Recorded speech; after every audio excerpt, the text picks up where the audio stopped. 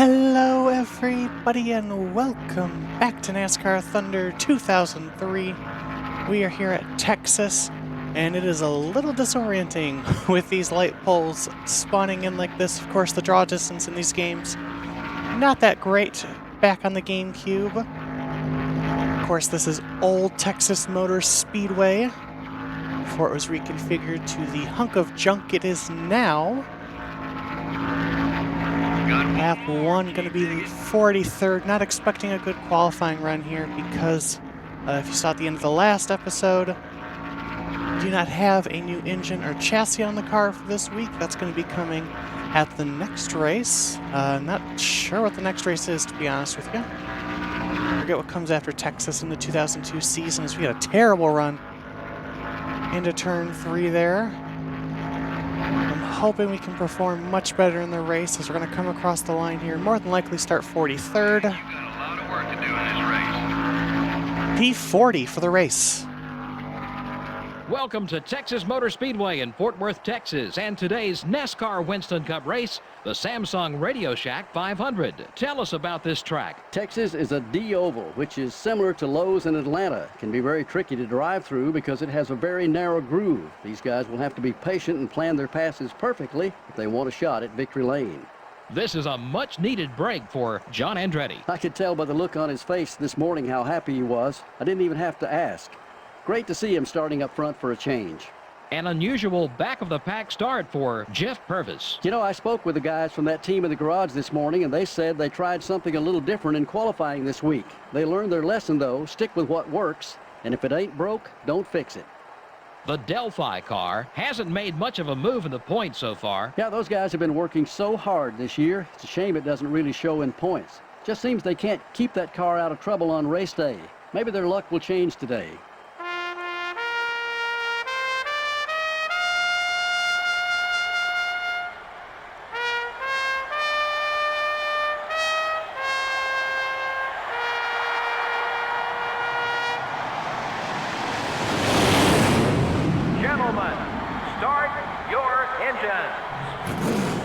I believe that's a second straight pole and the third of the season for Mark Martin. Going off what the MRN guy said, it's not that we can't keep the car out of trouble, I mean, with the exception of Darlington. It's just that we have no speed as we take the green flag and we are racing in Texas for 33 laps. Casey Kane making a start this weekend. I think this is only his third start of the season. He and Shane Hall seem to be the ones that swap between making starts for the most part. Skinner alongside of us here. We've been seeing so much of Skinner this season. Oh man, really tight into turn 3 there. We're off the pace. Everything okay? Turn 4 for the first time, so we lost a spot on that lap there. Try to keep these two guys behind us. Whoa, big check up there from Jeff Green as we get into turn 1. Okay,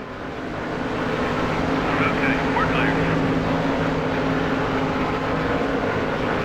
Car inside.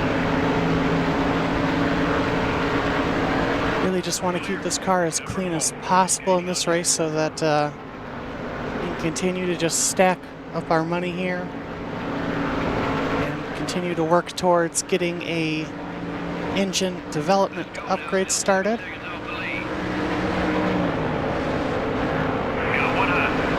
a little bit of momentum on our side here through the turn.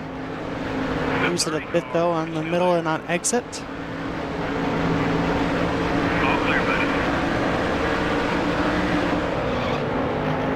Ooh, entered way too high into turn 3, although it's actually going to kind of work out for us here as we dive back to the bottom. Number 30. A bit of a run on Jeff Green here. Going to take the spot, maybe. Nope. Okay, we're clear. Turned too much, got in the grass. That lap was bang. The thing about driving with a controller when you're usually a wheel person is you kind of sometimes forget just how quick and fast you can turn sometimes. As we take a peek 3 wide on Shauna and Kyle Petty into turn 3.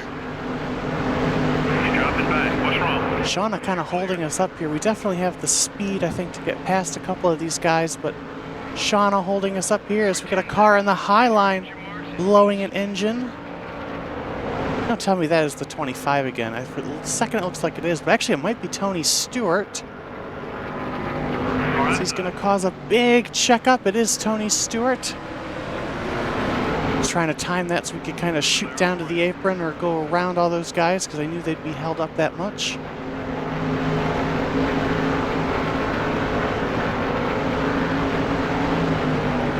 Number 21. Whoa, all of a sudden the car just, like I didn't touch the brakes, but all of a sudden the car just acted like I slammed on the brakes. Is it weird? There's a spot there to Elliott Sadler. Kurt Busch, he's not having a great race. He's going to get past us here for 34th. Hop in line for now. Clear.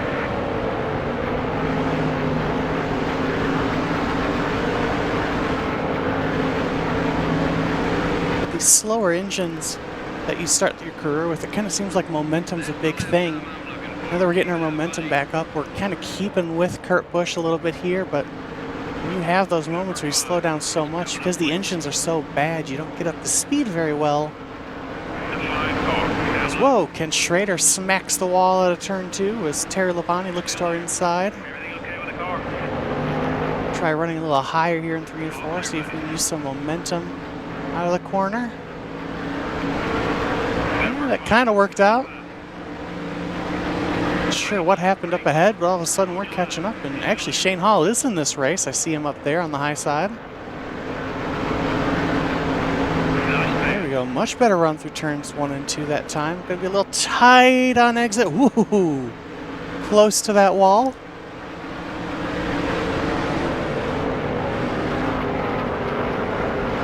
Pretty good run here for 3 and 4. Got held up a little bit by Kurt Busch. Is that a second blown engine? It is, and this time it's Kevin Harvick, so 2 blown engines in this one. You're looking great from where I'm sitting. How's the car feel? Number 5. It's still there. Underneath the 63 here. And the 7, just going to follow Kurt Busch through as Terry Labonte takes a look to the inside. We'll block him off. Closing in on lap 10 already. Try another line or it won't last. On the high side a bit there in the corner, got a little tight on us.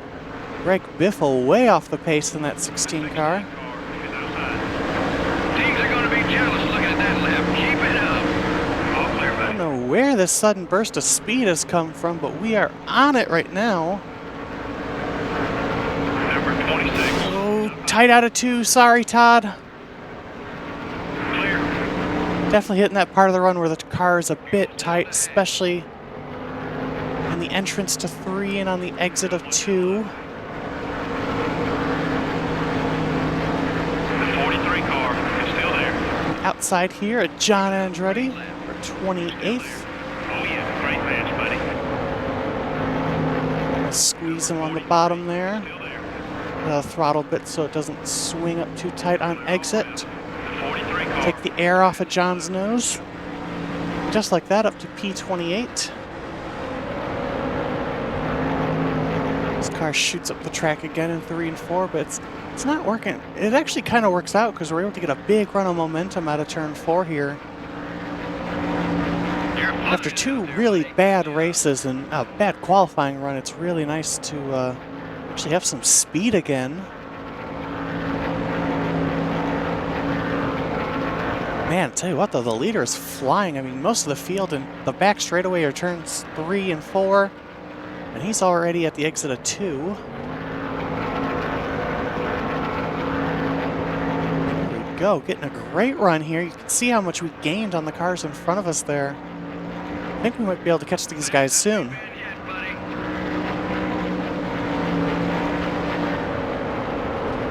The way Elliott Sadler moved to the inside there, entering 3, I have a feeling we're about to see some pit stops start. Maybe not. I'll tell you what, we have caught up to this pack, and I can see up ahead Kurt Busch has driven through all of them. He is a man on a mission, as there actually are some cars in pit road, so there we go. Get the word there from our crew chief. That's one more down. The 55 car has got a run on you. Clear. Typically, we've been slower on the second run. Whoa, Hamilton got loose there. Hoping we'll be able to keep up the pace in the second run. We're going to run a little longer here just to make sure we can make it to the end. Complete lap 15 here.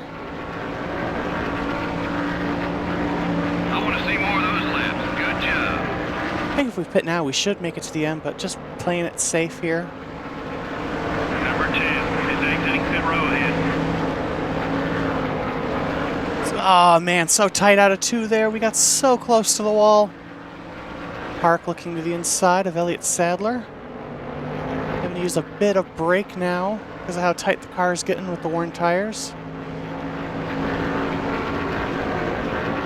Really want to avoid all that congestion on pit road. The one time we came in with everybody, if you remember, we hit Jeff Gordon, or Jeff Gordon hit us, really. And our pace is still pretty good. We've caught right up to the back here. Elliott Sadler, Kurt Busch is in front of us, and I think we're reeling him in just a bit. Oh, big smack out of 2, and our tires are beat up.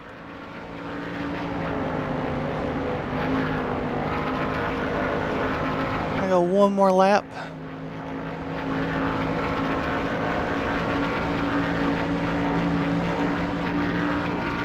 You're off the pace. Did we miss the car setup? Hit now or you're going to be out of gas. Car inside. I don't think I'm going to adjust the car at all on this pit stop. I think it's just the tires being worn. We're going to come in this time. Elliott Sadler might be coming in too. Looks like he's going to. He's maneuvering towards the inside.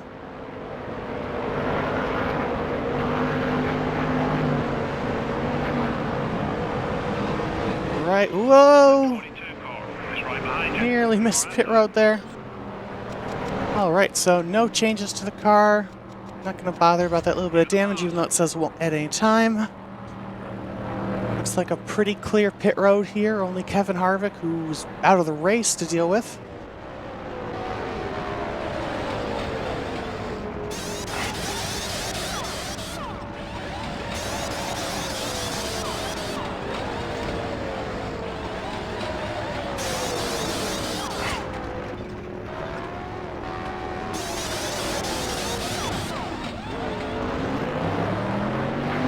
Not a terrible pit stop. Loose on time there to Elliott Sadler, as we expected with our beginner pit crew.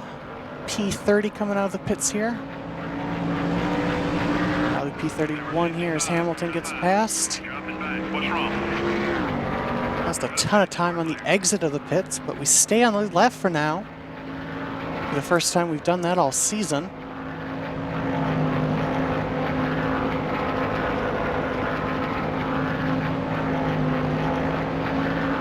Like a couple more guys leaving the pits now. Might be able to gain a couple spots here. That'll be Gordon, Ken Schrader. We're up another And position. we're back into the top 30 with that one. That's good. You're clear. And there's so much grip at the start of the run. We're actually driving below the apron as the leader, Dale Jarrett, goes by us here. Okay, we're clear.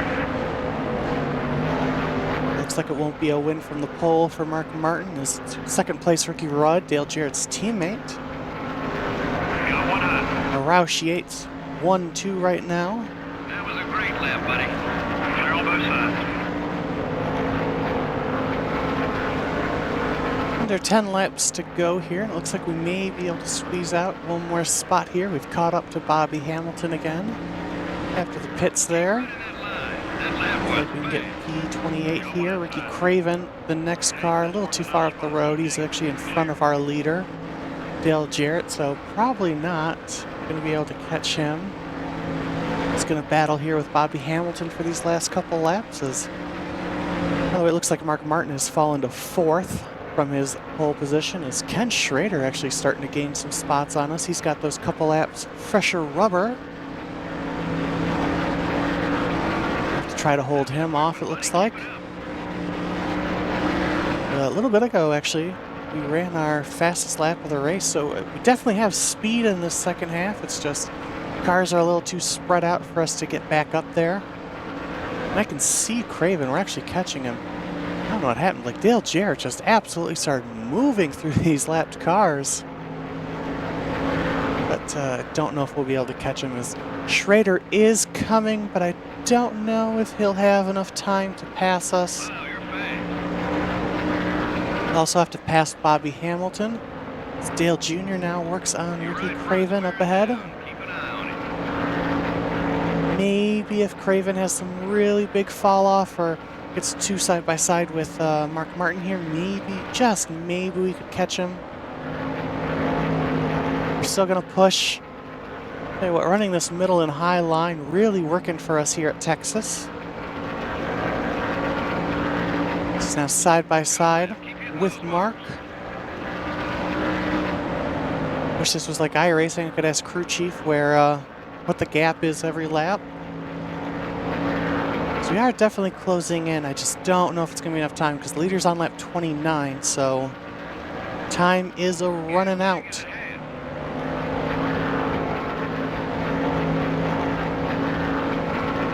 Ricky is so tantalizingly close, and luckily Ken Schrader has fallen off the pace as his tires have worn. So it doesn't look like we'd have to worry about him too much. We just got to focus on our tires and seeing if we can get past Ricky Craven here. Should be, I believe, 2 to go for us here at the line. That's it. That's the speed we're looking for. Take a look underneath Craven here, getting into 1. Car got a little tight there. Couldn't really do our high line there. There's Bobby Labonte.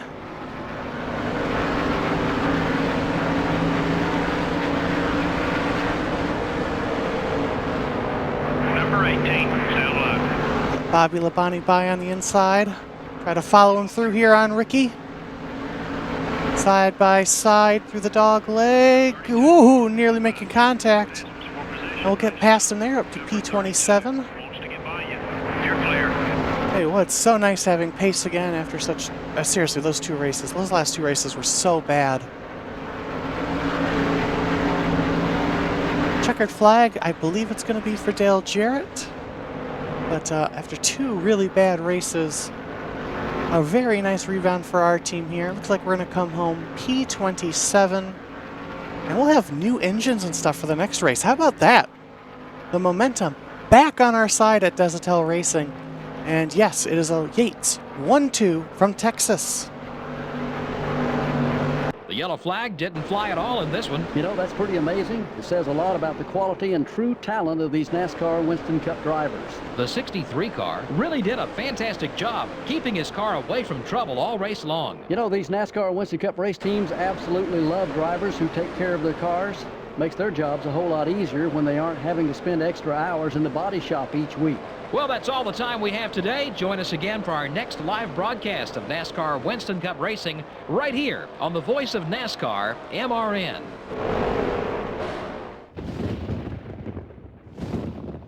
A much needed boost for our team there. We remain 35th in the point standings for now. Closing in, though, on the guys in front of us. Still a bit of work to do, but if we can keep up runs like that, we should be able to start moving up the points here. Jeff Gordon with just 19 points now over Dale Jarrett. Sterling Marlin, Jr. moves up to 4th in the standings, and Bobby Labonte is now 5th in the standings. And a quick look at the awards there. Rookie of the Year, Ryan Newman continues to lead that over Jimmy Johnson. We remain 6th. So yes, Mark Martin with 3 pole awards on the season. And that's going to be it for that. So next up is Martinsville, and luckily we do have brand new engine and chassis. Let's go ahead and slap that new engine in. Slap that new... Oh, look at that. That is beautiful right there. That is beautiful. That's so much better. We'll go ahead and slap that on there.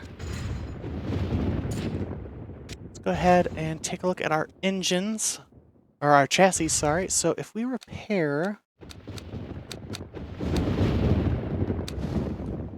this one, the max can be up to 53. Overhaul would also be up to 53, so it looks like... I think this is the only one that needs to be an overhaul, maybe. I think we really want to build more, especially more chassis now that we have the ability to do so.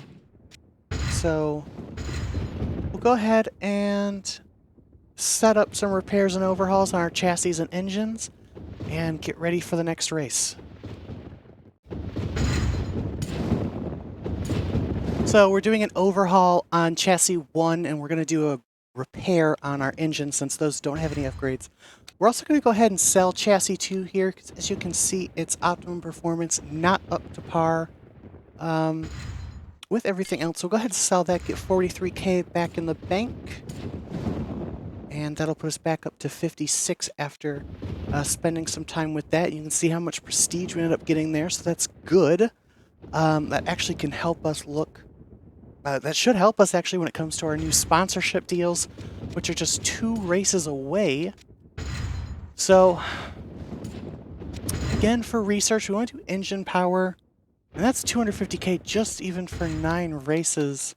So I'd be able to see what it was for to do less races, so gonna need to start stacking our pennies up after this one, but we're gonna have to keep repairing cars as we can.